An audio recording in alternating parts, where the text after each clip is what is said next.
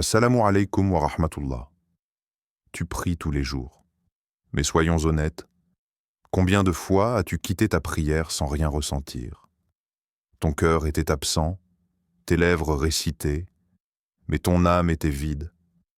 La vérité, c'est que beaucoup de musulmans prient, mais très peu vivent la prière. Et c'est pour ça que leur salat ne change rien dans leur vie. Mais imagine une prière qui efface ton anxiété, qui te rend plus fort face aux épreuves, qui allume une lumière dans ton cœur et qui transforme ton quotidien. Cette prière existe et aujourd'hui, je vais te montrer comment la vivre. Comprendre la valeur de la prière. As-tu déjà réfléchi à ce que représente vraiment la prière? Pour beaucoup, la salat est devenue une simple habitude. On se lève, on fait nos ablutions, on prie rapidement, parfois machinalement, et on retourne à nos occupations. Mais si tu prends un instant pour réfléchir, tu comprendras que la prière est bien plus qu'un devoir à cocher sur ta liste quotidienne. Allah dit dans le Coran, « La prière éloigne de la turpitude et du blâmable. » Sourate Al-Ankabut 45. Ce verset seul devrait suffire à nous faire comprendre que la salat est un rempart, une protection invisible, une armure spirituelle contre tout ce qui détruit notre cœur et notre âme.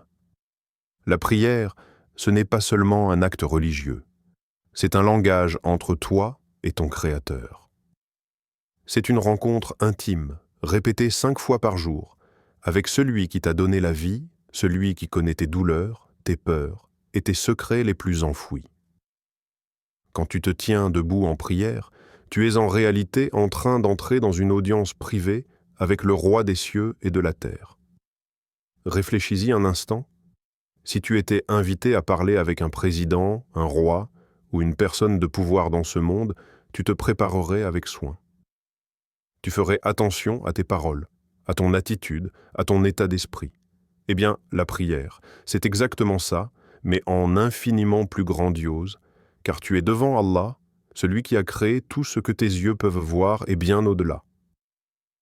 La salat est aussi un refuge. Dans un monde bruyant, rempli de distractions, d'épreuves et d'injustices, elle est ce moment où tu peux déposer tes fardeaux. Tu arrives avec ton anxiété, tes inquiétudes, tes douleurs, et tu repars avec un cœur plus léger. Le prophète lui-même disait « Ô Bilal, appelle à la prière, apporte-nous le repos à travers elle. » Cela veut dire que même pour le messager d'Allah, la prière était ce lieu de repos, ce souffle qui redonne vie quand le monde devient trop lourd.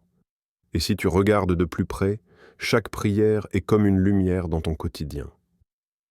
5 rendez-vous répartis dans la journée pour te rappeler ton but ultime, pour réaligner ton cœur avec ton Créateur, et pour ne pas te perdre dans les illusions de ce monde. Sans la prière, la vie devient sombre, confuse, remplie de doutes. Avec la prière, il y a une direction, une clarté, une paix intérieure que rien d'autre ne peut offrir. Mais il y a quelque chose que beaucoup oublient. La prière n'est pas un simple rituel à exécuter rapidement. C'est un trésor caché qui n'attend qu'une chose, que tu l'ouvres avec ton cœur. Ceux qui découvrent ce secret ne voient plus la salat comme une contrainte, mais comme un cadeau. Ils savent qu'en se prosternant, ils ne s'abaissent pas, ils s'élèvent. Alors, la prochaine fois que tu fais ton wudu et que tu te diriges vers le tapis de prière, rappelle-toi ceci. Tu n'es pas en train de perdre du temps. Tu es en train de te connecter à celui qui contrôle le temps. Tu n'es pas en train de prononcer des mots. Tu es en train de nourrir ton âme. Tu n'es pas en train d'accomplir une simple obligation. Tu es en train de goûter à une lumière qui peut transformer toute ta vie. La prière est ton arme. La prière est ton refuge. La prière est ta lumière. Mais elle ne peut l'être que si tu en comprends la valeur. 2. La présence du cœur. Khushu. Ferme les yeux un instant et imagine. Imagine que tu es assis en face d'une personne que tu aimes profondément. Peut-être ton père, ta mère, ton épouse, ton enfant, ou même un ami de confiance. Quand tu lui parles, tu fais attention à chaque mot. Tu observes son visage, tu sens son regard, et tu veux qu'il comprenne que tes paroles viennent de ton cœur. Maintenant, Pose-toi cette question. Quand je me tiens devant Allah dans ma prière, est-ce que je lui parle avec la même sincérité? Est-ce que je suis vraiment présent? Beaucoup de musulmans prient avec leur corps, mais pas avec leur cœur. Leurs lèvres récitent des paroles magnifiques, mais leur esprit est ailleurs. Pendant la prière, ils pensent au travail, à la famille, aux études, aux réseaux sociaux, parfois même à ce qu'ils vont manger après. Leur langue dit « Allahu Akbar », mais leur cœur dit « Je suis pressé, je veux vite terminer ».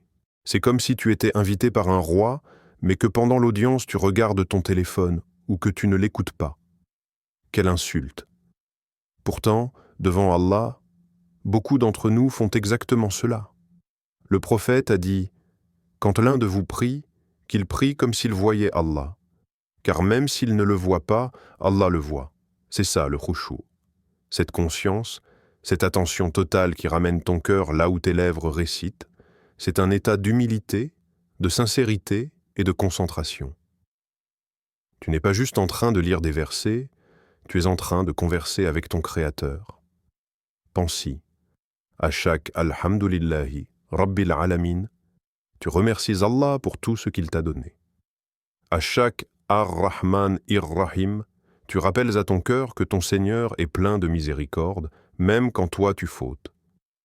À chaque Iyyaka na'budu wa iyyaka nasta'in, tu fais une promesse. C'est toi que j'adore, et toi seul dont je demande l'aide. Mais est-ce que tu le ressens vraiment? Ou est-ce que tes lèvres se contentent de le prononcer sans que ton cœur ne l'entende? Le khushu, ce n'est pas une théorie, c'est une expérience. C'est quand tu sens que ton cœur se plie en même temps que ton corps. C'est quand tu t'inclines en pensant à la grandeur d'Allah, quand tu poses ton front au sol en sentant que tu es minuscule, mais aimé par celui qui t'a créé.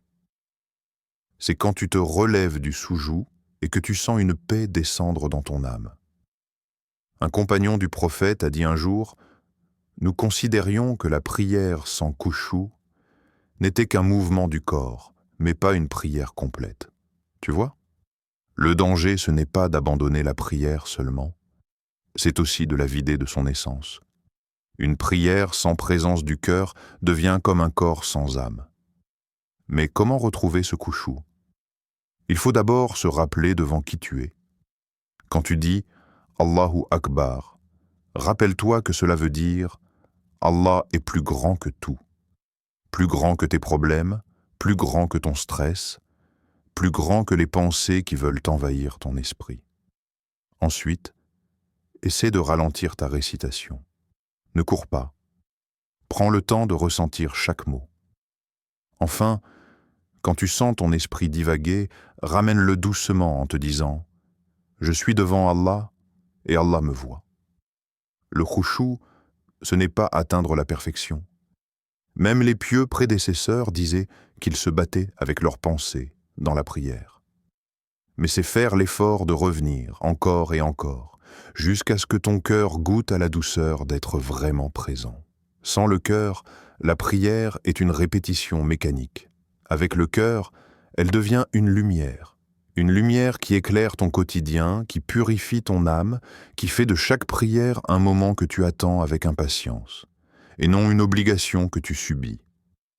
3. La préparation avant la prière. Beaucoup de musulmans pensent gaiement que la prière commence au moment où l'imam dit « Allahu Akbar » ou lorsque toi-même tu lèves les mains pour entrer dans la salat. Mais dans réalité, la prière commence bien avant. La qualité de ta salat dépend de ce que tu fais avant même de te mettre debout sur ton tapis. Imagine un sportif qui va entrer sur le terrain. Il ne se jette pas directement dans le match. Il s'échauffe, il se concentre, il se prépare mentalement et physiquement. Pourquoi? Parce qu'il sait que s'il entre sans préparation, il sera dispersé, fatigué, et son match sera raté. Toi aussi, si tu entres dans la prière sans préparation, tu risques de passer quelques minutes à prononcer des mots sans que ton cœur ne les ressente. Alors, comment bien se préparer à la prière? Premier, les ablutions avec conscience. Faire ces ablutions ne devrait pas être un geste mécanique, c'est une purification physique, mais surtout spirituelle. Le prophète a dit que lorsqu'un croyant se lave les membres pendant le voudou, ses péchés tombent avec les gouttes d'eau. Imagine. Chaque fois que tu rinces ton visage, chaque fois que tu laves tes mains, c'est comme si Allah effaçait des traces de tes fautes. Si tu gardes cette pensée à l'esprit, tes ablutions ne seront plus jamais les mêmes. Elles deviendront déjà une adoration, une entrée en état de pureté avant de te tenir devant ton Seigneur. 2. S'éloigner des distractions. Le téléphone, la télévision, le bruit autour de toi, tout cela peut voler ton khushu avant même que tu commences. Si tu veux une prière de qualité, éloigne-toi des choses qui captent ton attention. Mets ton téléphone en silencieux. Choisis un endroit où personne ne viendra t'interrompre. Coupe ce qui pourrait disperser ton esprit. Tu ne peux pas te connecter pleinement avec Allah si ton esprit est encore accroché aux notifications de WhatsApp ou aux vidéos qui tournent dans ta tête. 3. Se rappeler à qui tu vas parler. Un des secrets pour entrer dans la prière avec le cœur, c'est de prendre quelques secondes avant de commencer et de réfléchir. Devant qui vais-je me tenir? Tu ne vas pas prier devant un humain. Tu ne vas pas prier devant une foule. Tu te tiens devant celui qui a créé les cieux et la terre, celui qui connaît ce que tu caches au fond de ton cœur. Quand cette pensée s'installe, ton attitude change. Tu ne pries plus à la légère. Tu pries avec respect, avec humilité, avec sincérité. 4. Choisir un endroit propre et calme. La prière est une rencontre intime. Et comme toute rencontre importante, l'environnement joue un rôle. Si tu pries dans un endroit sale, encombré ou bruyant, ton esprit aura du mal à se concentrer. Mais si tu choisis un endroit propre, calme, ordonné, ton âme s'apaise et se prépare à mieux vivre la prière. Même ton tapis de prière devient comme un sanctuaire. À chaque fois que tu t'y tiens, ton cœur sait qu'il entre dans un espace sacré. 5. Porter des vêtements corrects. Cela peut paraître secondaire, mais c'est essentiel. Tu ne te présenterais pas devant une personne importante en négligeant ton apparence. Alors pourquoi te présenter devant Allah sans soin? Porter des vêtements propres, décents et respectueux, c'est une façon d'honorer cette rencontre. Tu n'as pas besoin de luxe, mais tu dois montrer à Allah, par ton attitude, que tu sais la valeur de ce moment.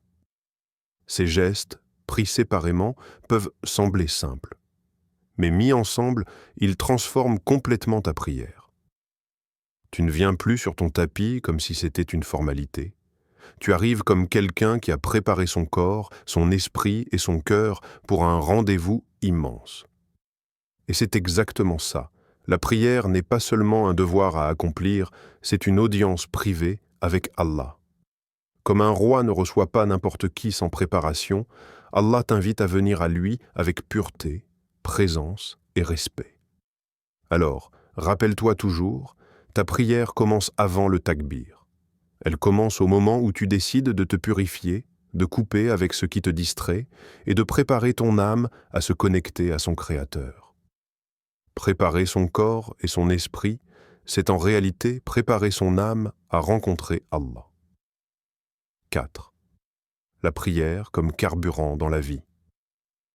Le prophète disait « Ô Bilal, appelle à la prière, apporte-nous le repos à travers elle. » As-tu remarqué ces mots? Le prophète ne disait pas « Débarrassons-nous de la prière pour être tranquille ». Non, il disait « Trouve pour nous le repos à travers elle ». Cela veut dire que la prière n'était pas une interruption de sa vie, mais la source même de son énergie. Aujourd'hui, beaucoup de gens voient la sala comme une coupure. Ils disent « J'ai trop de travail, je n'ai pas le temps » ou bien « Je suis fatigué, je prierai plus tard ». Ils considèrent la fêton, ils considèrent la prière comme un poids qui les ralentit. Mais en réalité, c'est tout le contraire. La prière est le carburant qui te permet d'avancer. Imagine ton cœur comme un téléphone. Si tu ne le recharges pas, il finit par s'éteindre. Tu peux avoir les meilleures applications, les plus beaux réglages, mais si la batterie est vide, ton téléphone est inutile. Ton âme fonctionne de la même manière. Sans la salah, elle s'épuise. Tu continues à courir, à travailler, à chercher la réussite, mais à l'intérieur, tu es vidé. Par contre, à chaque prière, tu branches ton cœur à la source d'énergie la plus puissante, Allah. Tu ressors rechargé, prêt à affronter les épreuves de la vie, et regarde comme Allah a réparti les prières dans ta journée. Le Fajr, au début de la journée, c'est comme une étincelle. Tu te lèves tôt, tu commences ta journée avec un cœur connecté à Allah, et déjà tu as une avance sur tous ceux qui dorment encore. Le Dour, en plein milieu de la journée, c'est comme une pause énergétique. Le monde court dans tous les sens, toi tu fais une halte, tu déposes ton rat, époses ton stress, et tu repars plus léger. Le Asr, à l'après-midi, c'est comme un rappel qui te recentre. Quand la fatigue arrive, quand la dispersion commence, la prière te remet sur le droit chemin. Le Maghrib, au coucher du soleil, c'est comme un moment de gratitude. La journée s'achève, et toi tu remercies Allah de t'avoir porté jusque-là. L'Isha, enfin, c'est la couverture de la nuit. Tu termines ta journée en posant tes fardeaux au pied de ton Seigneur avant de fermer les yeux. Tu vois ? Chaque prière est comme une recharge répartie dans ta journée pour ne jamais laisser ton cœur tomber en panne. Mais ce n'est pas seulement une question d'énergie spirituelle. La prière te donne aussi une force mentale incroyable. Elle t'apprend la discipline, la patience, la régularité. Elle t'apprend à couper avec le monde pour te recentrer. Elle te donne la capacité de rester debout quand tout le monde s'effondre. Et il y a quelque chose d'encore plus puissant. À chaque salat, tu as la possibilité de déposer tes fardeaux. Tu arrives avec tes problèmes, ton anxiété, tes douleurs, tes déceptions. Tu te prosternes, tu pleures si tu en as besoin, tu ouvres ton cœur à Allah. Et quand tu dis « Assalamu alaykum wa rahmatullah », tu te relèves plus léger. Tu n'as peut-être pas résolu ton problème matériellement, mais ton cœur a retrouvé la paix pour l'affronter. Voilà pourquoi le prophète trouvait le repos dans la prière. Voilà pourquoi les compagnons attendaient la salat comme un bienfait et non comme une corvée. Parce qu'ils savaient que la salat ne leur volait pas du temps. Elle leur donnait la force d'affronter le temps. Alors arrête de voir la prière comme une pause obligatoire dans ton emploi du temps. Voilà comme un branchement vital à ta source d'énergie, car sans elle, ton cœur se vide. Mais avec elle, il se recharge, il s'éclaire, et il devient capable de tout affronter. La prière n'interrompt pas ta vie, elle la nourrit. 5. Vivre la prière comme une ascension. Chaque prière est un voyage. Pas un voyage extérieur, mais un voyage intérieur. Un départ de ce monde matériel vers le monde spirituel. Un départ de tes préoccupations vers la présence divine. Quand tu dis « Allahu Akbar » au début de la salat, c'est comme si tu fermais la porte du monde derrière toi. Tous tes problèmes, toutes tes distractions, toutes tes angoisses restent dehors. Tu te lèves et tu entres dans un autre univers. C'est le premier pas de ton ascension. Puis vient le rouku. Tu t'inclines, ton dos se plie, ton regard se baisse. Mais ton cœur, lui, s'élève. Parce que dans cette inclinaison, tu reconnais la grandeur de ton Seigneur et ta petitesse devant lui. Tu dis « Subhana Rabbi al-Azim ». Gloire à mon Seigneur, le très grand. Et dans ces mots, tu te rappelles que peu importe la taille de tes épreuves, Allah est plus grand qu'elles. Peu importe l'ampleur de tes ennemis, Allah est au-dessus d'eux. Peu importe ton orgueil, tu te brises pour reconnaître sa suprématie. Puis, tu poses ton front au sol dans le soujou. Extérieurement, tu es au plus bas. Ton visage touche la poussière, ton corps est effacé. Mais intérieurement, tu es au sommet. Car c'est à ce moment précis que tu es le plus proche d'Allah. Le prophète a dit « Le serviteur est le plus proche de son Seigneur lorsqu'il est en prosternation. » Quel paradoxe sublime! C'est quand tu t'abaisses le plus que ton âme s'élève le plus haut. Et dans cette prosternation, si tu ouvres ton cœur, tu peux tout dire. Tu peux déposer tes larmes, tes espoirs, tes secrets, tes peines. Tu peux demander à Allah ce que personne d'autre ne peut t'offrir. Parce qu'ici, dans la poussière, ton âme se rapproche des cieux. La salat est donc bien plus qu'une série de mouvements du corps. C'est une ascension spirituelle. Chaque geste est un pas, chaque parole est une aile, chaque prosternation est une élévation.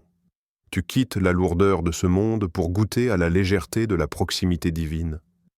Et quand tu termines ta prière, quand tu dis « Assalamu alaykum wa rahmatullah », c'est comme si tu revenais de ce voyage. Mais tu ne reviens pas les mains vides. Tu reviens avec un cœur apaisé, un esprit éclairé, une âme rechargée. Tu reviens avec la certitude que tu n'es pas seul, que ton Seigneur est avec toi et que ton chemin vers lui continue. Regarde les Isra et Miraj du prophète. Quand il est monté jusqu'aux cieux, Allah lui a donné quoi comme cadeau? La prière. Pourquoi? Parce que la salat était notre propre ascension quotidienne. 5 fois par jour, Allah nous invite à quitter ce monde pour monter vers lui.